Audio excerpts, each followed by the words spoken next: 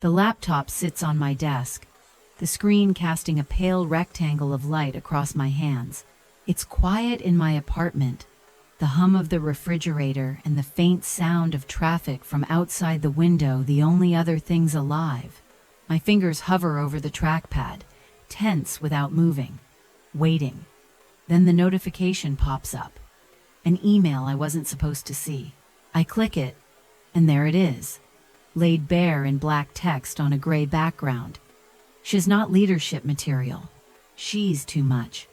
The words don't scream, they whisper, like smoke curling around a corner, subtle but suffocating.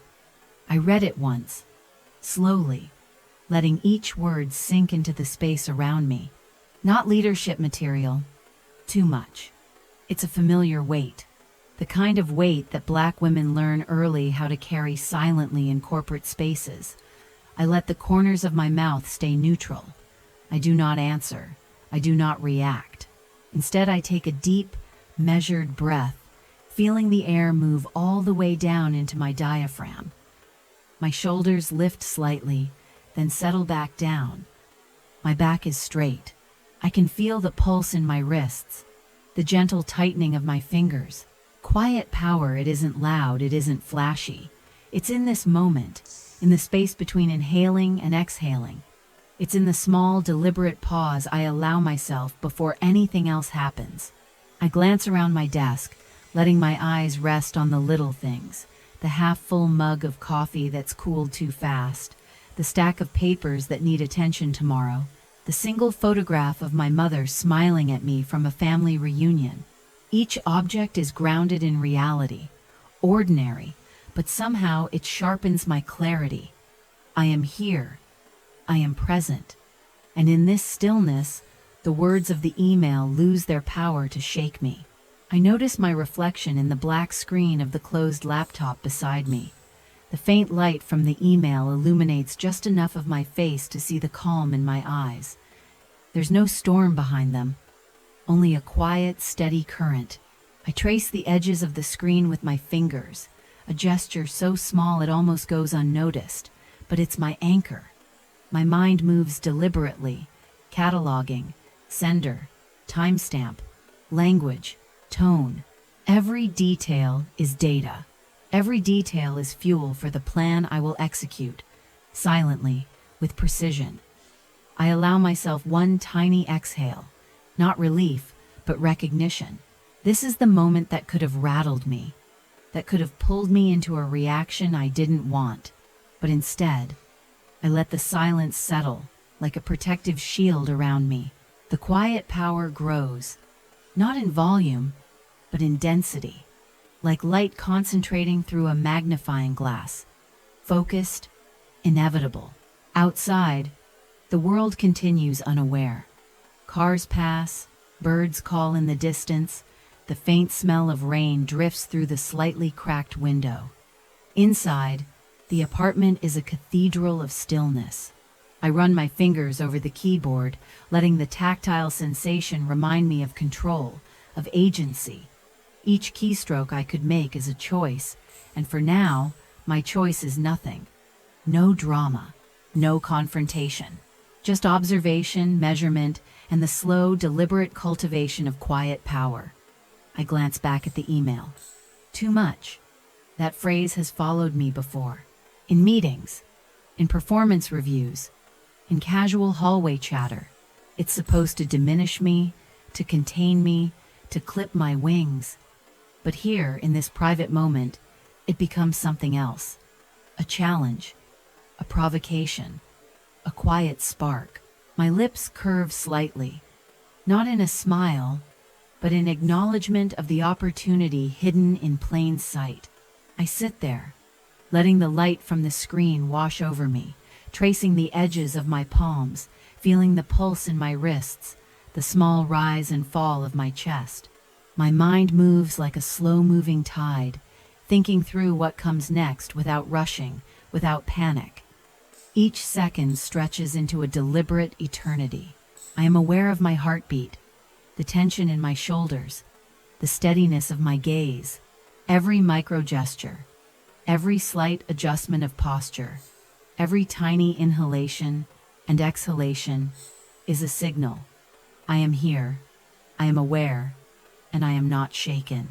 For the first time, I acknowledge the gravity of what this email represents, not just a casual slight, but a concentrated dose of bias, wrapped in the language of corporate assessment. And yet, I do not respond. I do not give it life beyond the space it already occupies. Instead, I let it sit there on the screen, a quiet antagonist, while I sit with it calmly, gathering strength, letting it become part of the rhythm of my plan. In this silence, I feel the power of restraint. The email has tried to provoke me, to force me into reaction, but I am not obliged. The quiet strength of restraint is infinitely heavier than any outburst, infinitely more precise. I close my eyes for a moment, listening to the distant hum, feeling the weight in my chest, the tension in my jaw, the heat in my fingertips. And then I open them again, looking at the words with the same clarity, the same calm. She's not leadership material. She's too much. Not a weapon, not a judgment, just information, just data, just fuel. And in that recognition, I feel the first stirrings of what will become my revenge. Not loud, not destructive, but perfectly exact, utterly inevitable. The quiet shock passes, replaced by focus, by resolve. I am ready. Would you walk away or fight back? Tell me in the comments. The morning sunlight filters weakly through the blinds, cutting soft stripes across the polished floor of the office. The hum of the fluorescent lights overhead is steady, a background pulse that feels almost comforting. I walk to my desk with deliberate steps, the weight of the previous night's email still lingering like a shadow over my shoulders. My coffee sits cold, untouched, its faint aroma mingling with the recycled office air. There is a quiet tension as I settle into my chair, laptop open, the words from yesterday still lingering in my mind. She's not leadership material. She's too much. Colleagues pass by, their eyes flicking in my direction with a mixture of curiosity and uncertainty. Some glance at the screen, hoping perhaps for a hint of reaction, some silently assessing whether the tension has affected me. Their movements are subtle, almost imperceptible, leaning slightly over each other's shoulders, whispering softly, scanning me in fractions of a second. But I notice. I feel it. Every micro gesture, every glance, every hesitant smile registers. The energy in the room shifts imperceptibly, and I allow it to. I don't react. I let it move around me like water flowing past a rock. I take a slow breath in, letting my lungs expand fully, my chest rising in a deliberate rhythm. My shoulders are straight but relaxed. My hands rest lightly on the keyboard. I feel the tension in the small of my back, in the muscles along my forearms, in the tightness of my jaw. I notice the slight tremor in my fingers, not from fear, but from awareness. Each movement I make is measured, intentional, grounded in quiet confidence. This is my strategy: to be calm when others anticipate volatility, to let their uncertainty play out while I remain fully present. A colleague leans over to glance at my screen again. Their eyes catch mine briefly, searching for a reaction. I offer none. My gaze is steady, calm, deliberate. The silence between us is electric, filled with the weight of unspoken questions. Do I know they are judging me? Yes. Do I care? Not yet. My mind catalogs each interaction, each glance, each subtle shift in posture. These small observations are not distractions. They are data, and I will use them strategically. I feel a subtle tightening in my chest as another glance comes my way, but I do not flinch. I remind myself, the power is in restraint. The power is in observation. The quietest person in the room often commands the most attention because presence does not need sound to be felt. I notice the little things. A coworker's fidget with a pen, the shifting weight of someone standing near the doorway, the faint tapping of a phone screen. Each micro gesture tells a story, and I am reading them carefully, slowly, deliberately. I sit back slightly, letting the chair support me, feeling the leather cool against my back. My pulse is steady. I let my mind wander just enough to notice the slight tension in my colleagues' shoulders, the way their eyes dart for confirmation from one another. Their curiosity is palpable, their doubt almost audible in the tiny pauses of conversation. But I do not feed it. I do not react. I simply exist in this quiet tension, fully aware that observation is a tool far sharper than confrontation. Time stretches in the office, slow and deliberate. The clock ticks almost ceremoniously. I notice how the air smells faintly of printer toner and lingering coffee, the slight chill from the air conditioning brushing across my skin. Every sound, every subtle vibration in the room registers in me. And through it all, I remain calm, collected, deliberate. My gaze shifts back to the email on my laptop from last night, the words still etched in memory. She's too much. Too much for them to handle, perhaps. Too much for their comfort. Too much, certainly, for their judgment. A faint smile presses at the corner of my lips, not triumphant, not angry, but recognizing the opportunity in this pause, this quiet moment before anything unfolds. I let the tension build, letting their anticipation meet the calm surface of my presence. I do not break the spell with words or gestures. Instead, I allow the room to measure itself against my stillness, to confront its own discomfort while I remain entirely grounded. And in this stillness, I make a silent promise to myself that every move I make from here on will be deliberate, measured, and exact, that the quiet, steady confidence I cultivate now will become the foundation for everything that follows, that this microaggression, subtle as it may be, will not define me. It will not control me. It will not force me into reaction. It is simply information, a moment, a detail, a thread I will weave into a larger tapestry of strategy. I shift slightly in my seat, feeling the subtle weight of gravity pressing down, the small movements of my fingers brushing the keyboard, the light of the morning catching on my watch band. I am aware of every nuance, every small signal in the room. I am aware of myself, and I am aware of the power in restraint, the intelligence in observation, the strength in quiet confidence.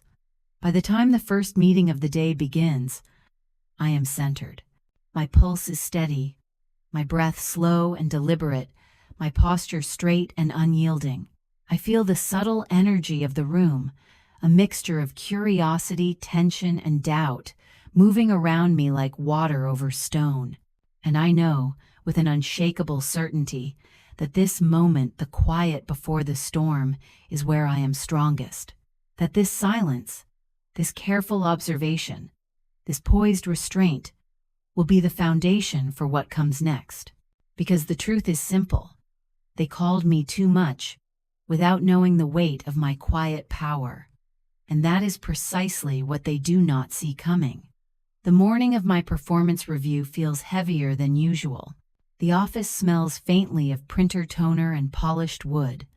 The subtle scent of someone's coffee lingers in the air, too faint to pinpoint. The fluorescent lights hum overhead, steady and constant, like the rhythm of a heartbeat I can't control.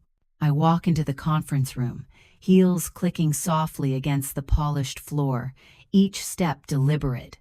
My laptop bag hangs from my shoulder, a quiet weight that somehow reminds me of control. I place it gently on the polished oak table, feeling its familiar edges under my fingertips. The room is already filled with the usual suspects: my manager, a few members of the leadership team, and a handful of colleagues who nod politely as I sit. They are all smiles, calm and professional on the surface, but I feel the subtle shifts in posture, the micro expressions, the quick glances exchanged between them. Every detail is a signal, and I am tuned in. I sit straight, shoulders back, spine firm but relaxed, and open my laptop. With deliberate calm, I bring up the email from last night. The screen brightens, casting pale light across my hands and the polished table. The timestamp appears first, followed by the sender, then the content. She's not leadership material. She's too much. I let it sit there on the screen for a beat, longer than necessary. I watch his eyes flick toward the laptop, scanning, processing, reacting. Subtle tension ripples through the room. Someone shifts in their seat. A chair squeaks faintly, and I hear the almost inaudible catch of a breath. I do not move. I do not flinch. I do not apologize for exposing the truth. I begin speaking, my voice calm and deliberate. I wanted to bring something to everyone's attention before we begin the review. I pause, letting the words settle into the space, letting the gravity of what is on the screen speak for itself. My gaze sweeps the room slowly, methodically, noting every reaction. Eyes widen slightly, lips pressed together. A subtle flush creeps up the neck of someone near the corner. The room is quiet, almost sacred in its tension, each person processing the undeniable evidence of bias. I allow my eyes to linger on the email for another beat. Not in threat, not in anger, but in acknowledgement. Each word on that screen is now incontrovertible data. Timestamp, sender, content, all objective, undeniable. These words were shared regarding me. I continue, my tone even, steady. I would like to understand which part of this feedback can be considered professional. My voice remains calm, almost neutral, yet it carries a quiet weight that fills the room. The room is silent, truly silent. No one speaks. Not because they are intimidated, but because they are suddenly confronted with the undeniable evidence of their own assumptions and microaggressions. Every micro-gesture I observed before the flick of an eye, the slight lean toward a colleague, the subtle tightening of a jaw is now amplified in awareness. They cannot look away. I do not demand their acknowledgement. I simply allow the truth to exist. I notice my manager shifting in her seat. Subtly, almost imperceptibly, her pen tapping lightly against the notepad. She clears her throat. I do not interrupt.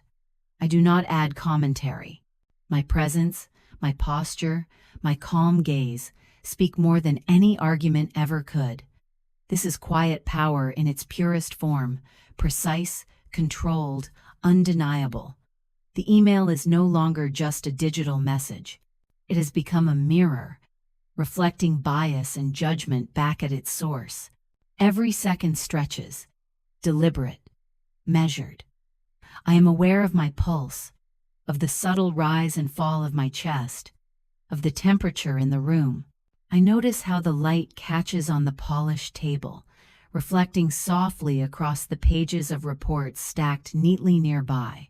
I feel the almost imperceptible hum of energy shifting, flowing around me, responding to my stillness. Every micro-expression in the room becomes amplified. Every flicker of surprise, every subtle tightening of a muscle tells me that the evidence has landed. I take a small breath and let it out slowly, deliberately. No words follow. None are needed. The email is sufficient. Its presence alone commands attention, asserts the undeniable truth, and shifts the dynamic in the room entirely. The team had assumed I would crumble, that I would react defensively, that I might stumble under scrutiny, but I remained steady, grounded, unshakable. The power is not in the confrontation, it is in the unwavering control of my own presence, in the clarity of observation, in the quiet insistence on integrity. I glance again at the words, too much. They echo softly in my mind, not as judgment, but as challenge, not as barrier, but as invitation. And in this moment, I feel the subtle surge of strategy forming, the first threads of my response taking shape, careful, calculated, invisible in its precision. This is not about revenge yet. This is about positioning, about truth, about laying the foundation for what will inevitably follow. As the meeting begins, I remain seated, centered, fully aware of every gaze, every breath, every heartbeat in the room. My laptop sits open, the evidence visible but calm, silent yet potent. And I know, deep in the quiet chambers of my mind, that this evidence will be the pivot, the fulcrum, the axis around which the next stage of quiet, precise, intelligent action will turn. I am not just present, I am intentional, and that is a power they are only beginning to comprehend. Be honest. What would you do if it was you sitting in that room? Drop your thoughts below. I want to hear you. The conference room sits in a hushed anticipation, the hum of the fluorescent lights steady above us. I feel the weight of every gaze, every subtle shift in posture, every micro-expression I noticed yesterday, now magnified under the fluorescent glow. My laptop glows softly in front of me, the email still open, evidence undeniable. The room's energy is taut, but I remain composed, an anchor of calm in a subtle storm. I take a slow breath, letting my diaphragm expand fully, holding it for a beat before releasing. My hands hover lightly over the keyboard, not typing, just resting, controlled. Every small gesture, how I adjust my chair, the way my fingers brush the trackpad, is deliberate, precise. There is power in restraint, in letting the room read my calm, in allowing them to feel the tension without any explicit confrontation. I am not reacting. I am orchestrating. I begin to speak, my tone even, measured, deliberate. Before we dive into my review, I want to address something that came across my inbox recently. My eyes sweep the room slowly, connecting briefly with each person, lingering just enough to register their discomfort, their curiosity, their subtle surprise. The email's words float silently on the screen behind me. She's not leadership material. She's too much. I do not embellish. I do not dramatize. I let the data, the timestamp, the sender, the content, do the work for me. As I speak, I notice the micro-reactions, the manager's hand lightly tapping the pen, a colleague's subtle shift in posture, someone biting the inside of their cheek. They expected reaction. Maybe defensiveness, maybe a retort, maybe visible anger. I offer none. My voice remains calm, my gestures minimal, precise. Quiet power is not loud. It is deliberate, calculated, and utterly undeniable.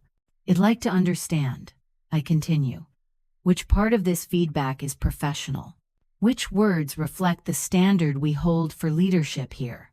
My phrasing is careful, pointed, yet without aggression.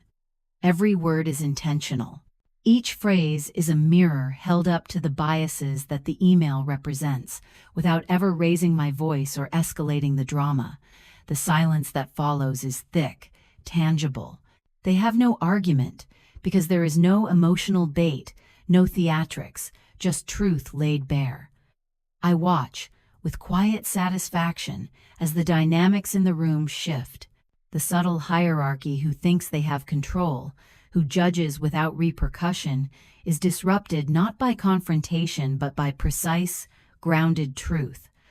The colleagues who glanced at the email yesterday now meet my gaze and feel, perhaps for the first time, the weight of their assumptions reflected back at them. Every small gesture of discomfort, every hesitation, every brief exhale is amplified in the stillness of the room. I continue with deliberate composure, letting each phrase land before moving to the next. I am committed to leading with integrity, to contributing fully, to being my authentic self in this space. I hope this clarifies my commitment to professional excellence, beyond subjective judgment. The words are simple but carry weight. supported by the evidence on the screen. No one can dismiss the visual record, the undeniable timestamp, the objective proof. The power is quiet but absolute. I notice my own body, calm yet fully alive, pulse steady, shoulders grounded, hands relaxed but intentional. I feel the subtle tension in the room, and I allow it to exist. I am aware of every flicker of the eyes, every tightened jaw, every hesitant posture. Observation itself is a weapon, an instrument of smart revenge. They anticipated chaos. They expected reaction. Instead, they receive measured clarity, unwavering poise, undeniable truth. The strategy is simple yet sophisticated. I do not attack. I do not plead. I do not beg. I let the data, my presence, and my integrity work in tandem. Every breath, every micro gesture, every deliberate pause reinforces the message. Quiet power is stronger than overt confrontation.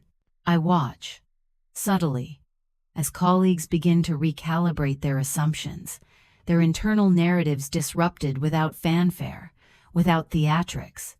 This is revenge, not through spectacle, but through precision. Not through anger, but through authority. Not through drama, but through undeniable presence. Every choice, every movement, every word is curated to maximize impact while remaining grounded, professional, and entirely strategic. The room is still, the tension palpable, and yet I am fully in control. By the time the discussion shifts to more standard review topics, the foundation has been laid. The email, once intended to undermine, now elevates me, highlighting the biases of others while demonstrating my mastery of emotional intelligence and strategic presence. Quiet power, grounded professionalism, and subtle precision become the instruments of justice. Every action I take is deliberate, every pause calculated, every phrase measured. And in this quiet orchestration, I know one truth with absolute clarity. I am not defined by what they thought I was. I am defined by the choices I make, the integrity I maintain, and the quiet, undeniable power I wield in spaces that underestimate me.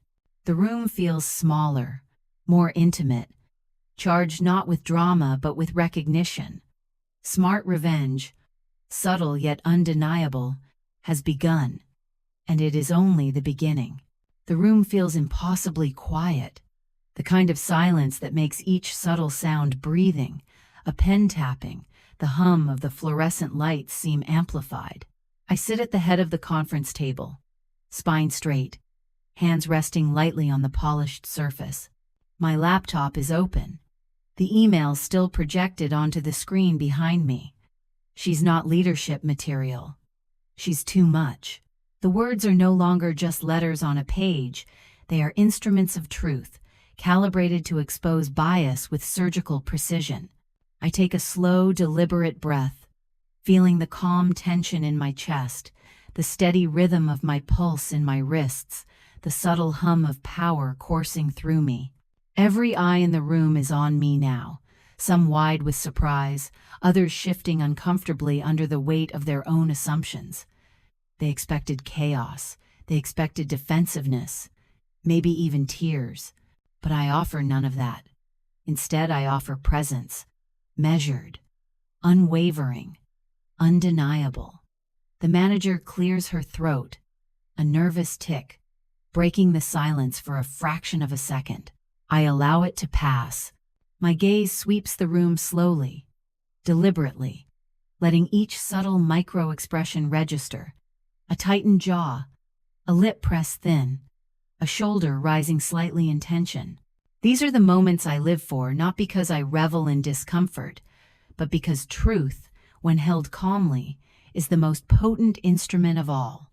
I'd love to understand, I say, my voice steady, fluid, carrying just enough weight to anchor the room, which part of this feedback is professional.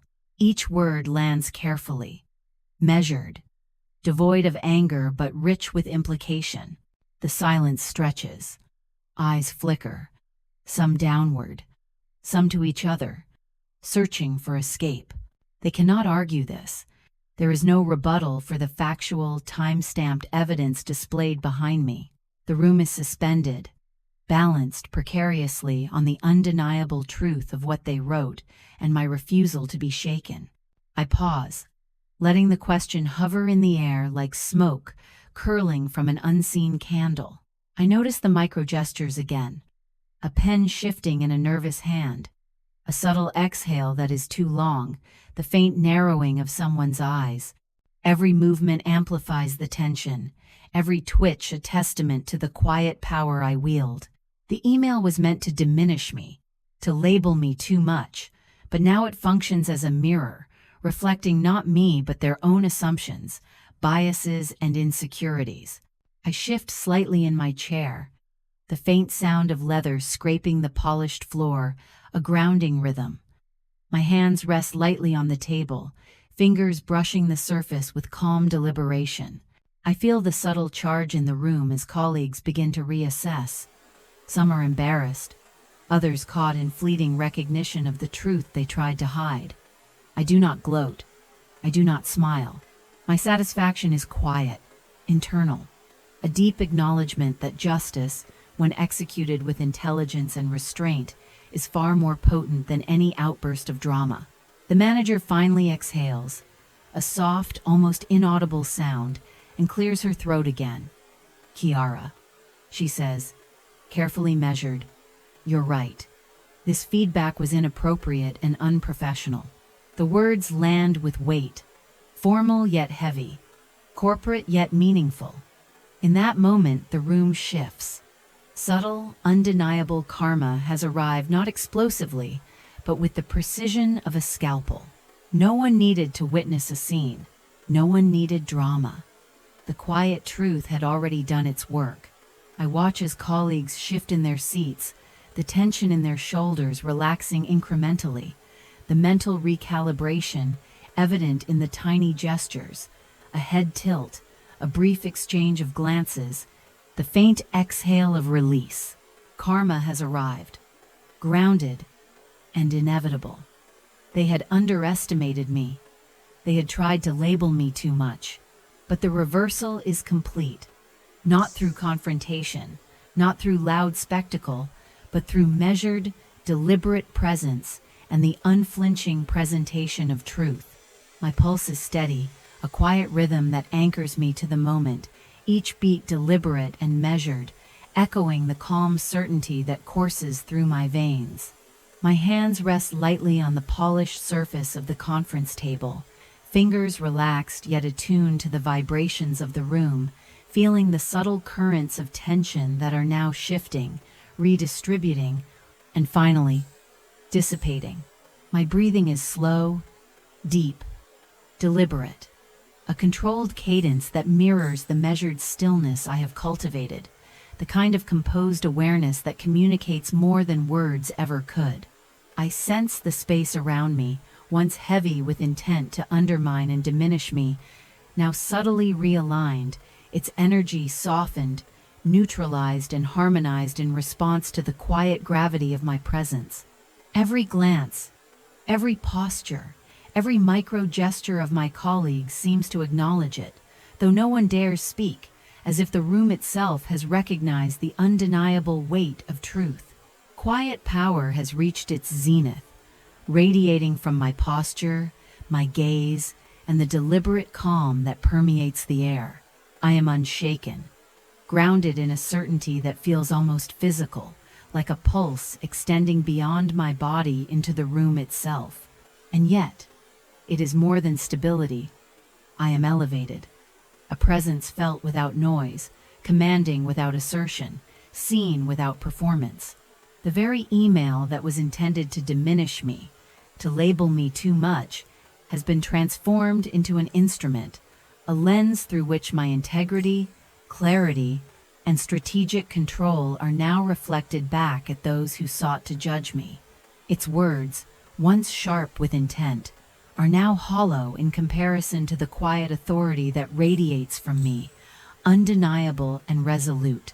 I allow the moment to linger, stretching each heartbeat into a conscious pause, simply sitting, observing, letting the subtle impact ripple outward across polished surfaces and into the minds of everyone in the room.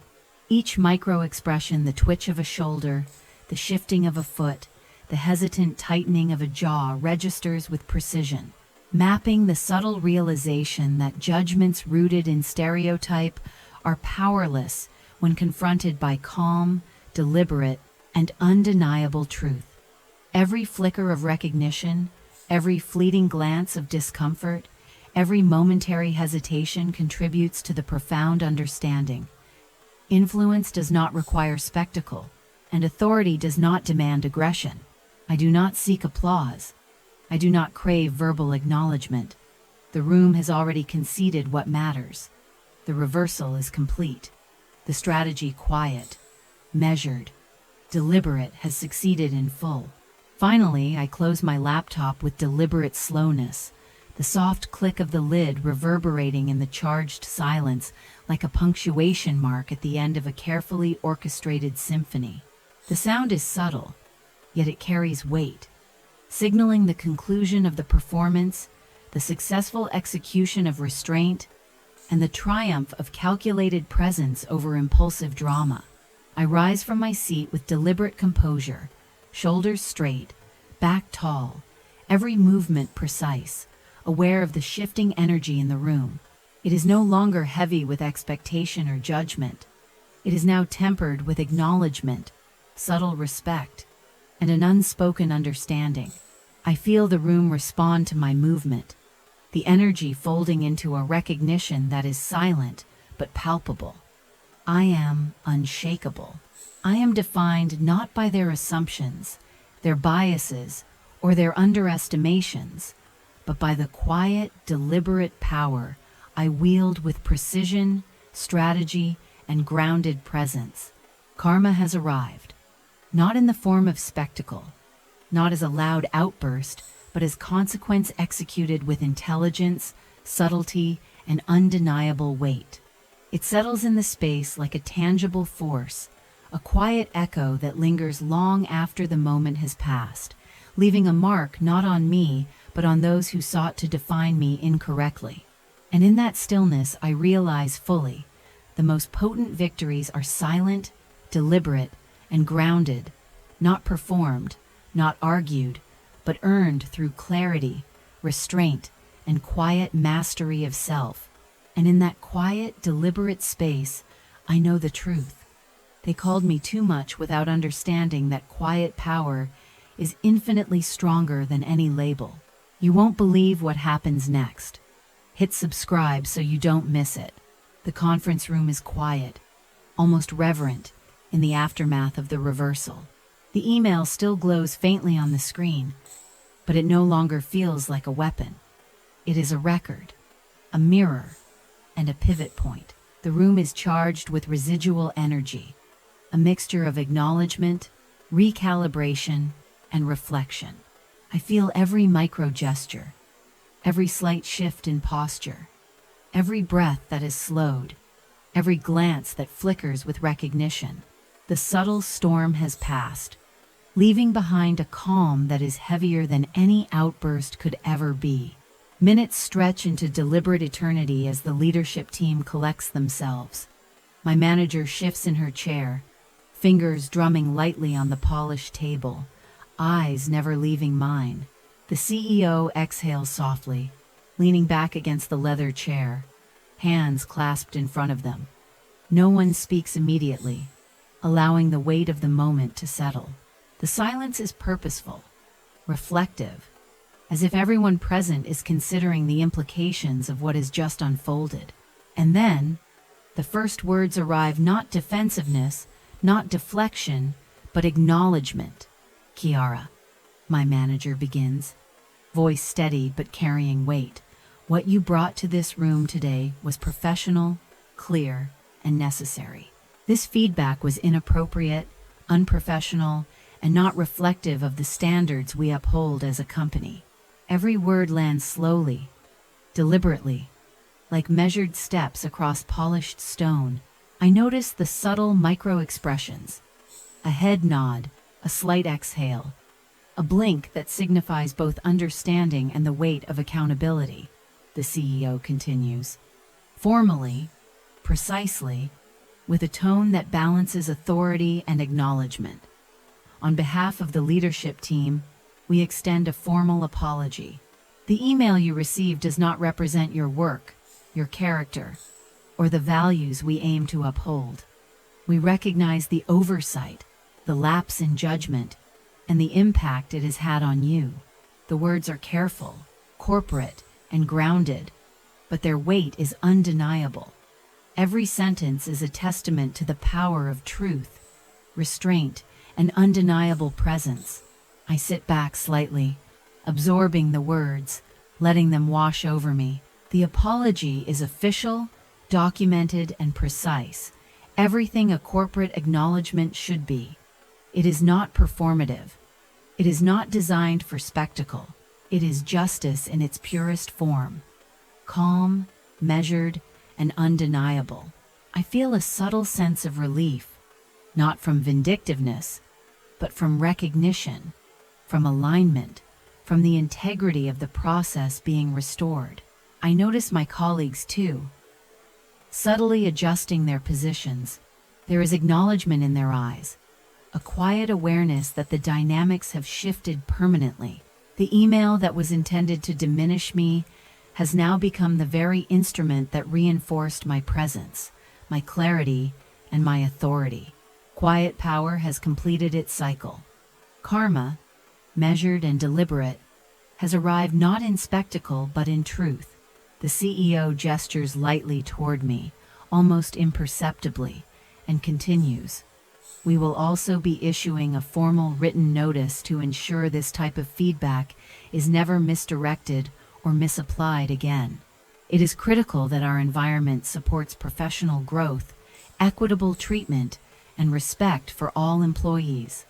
Kiara, your response today demonstrates the integrity and leadership we value. The words echo in the room, subtle yet resonant, as each person registers the culmination of the quiet yet devastatingly effective strategy I set in motion.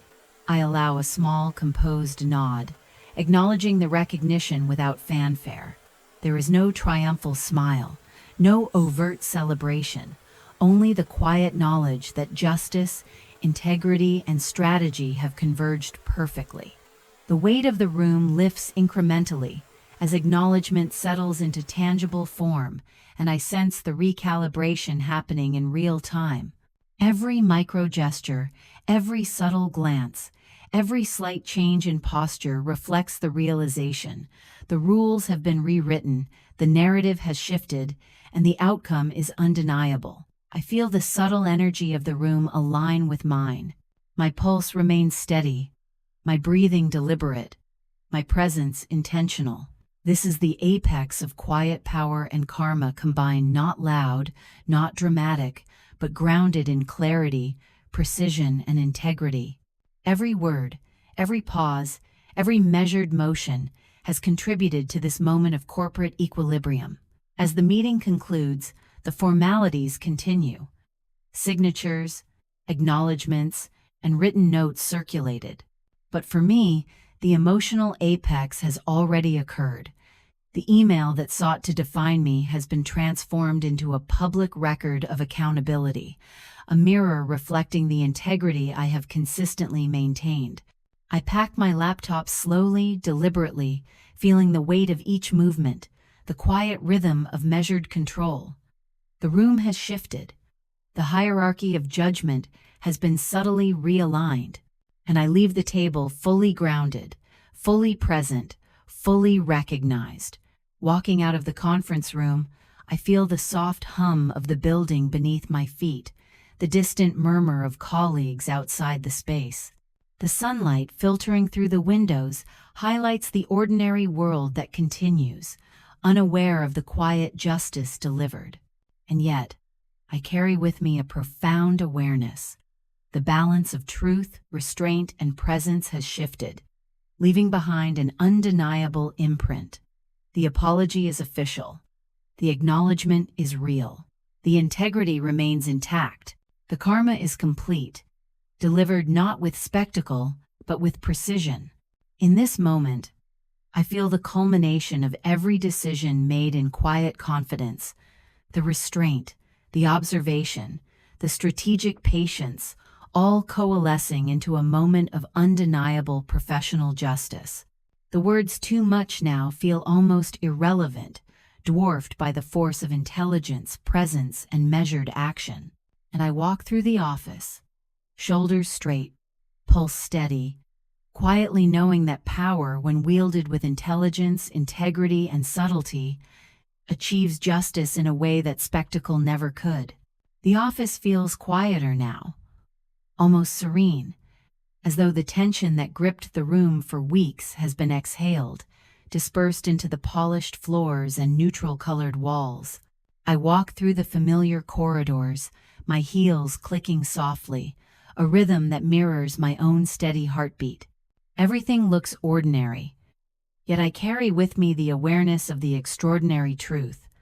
Quiet strength, integrity, and deliberate action can shift environments, influence perception, and rewrite narratives without raising a single unnecessary voice. I think back to the email, those words designed to diminish me. She's not leadership material. She's too much. They were meant to define me, to reduce me to a stereotype, to contain my presence.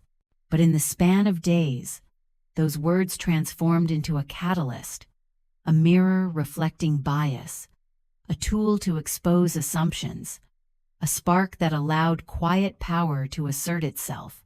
I never reacted with drama. I never sought revenge through spectacle. Instead, I chose strategy, observation, and precision. And in doing so, I learned that the strongest response often comes from stillness, not noise. Walking past the glass walls of the conference room, I notice colleagues glancing up briefly, their expressions a mixture of respect, reconsideration, and subtle awareness. Some may never articulate it, and that's fine. Influence doesn't require acknowledgement to be effective. Integrity doesn't demand applause. Karma doesn't need dramatics to arrive. What matters is that truth, aligned with careful, measured action, always has a way of asserting itself in spaces that underestimate it. I pause near the elevator, fingers lightly brushing the polished metal, feeling the hum of the building beneath my touch. The metaphor isn't lost on me. Just as the elevator rises steadily, carrying weight without fuss, quiet power rises, accumulates influence, and asserts authority without noise. The lesson is clear and immutable.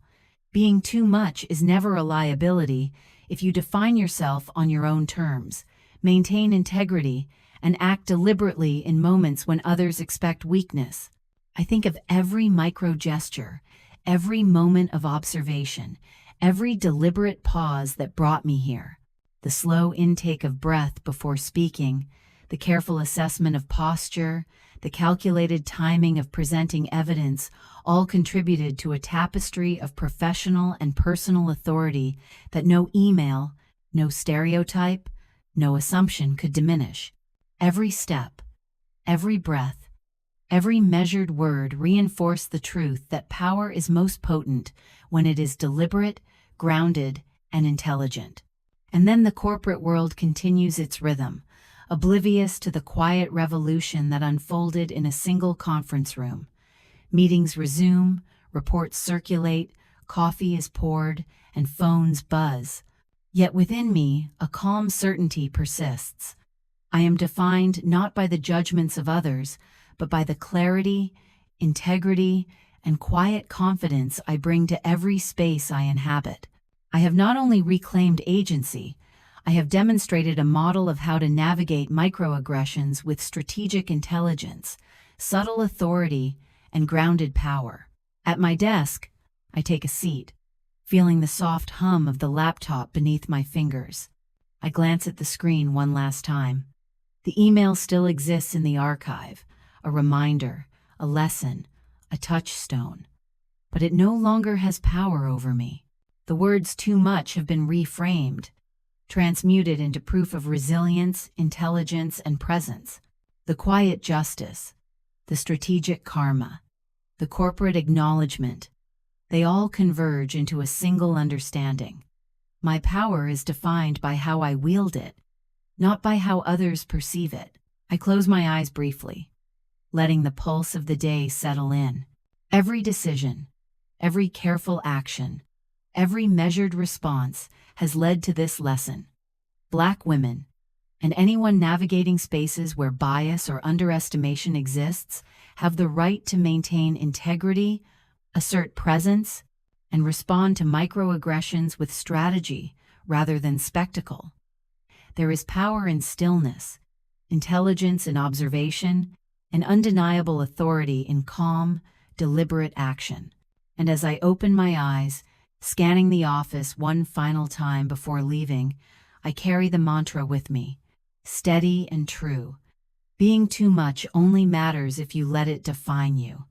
I define me. Thanks for taking the time to listen to this story.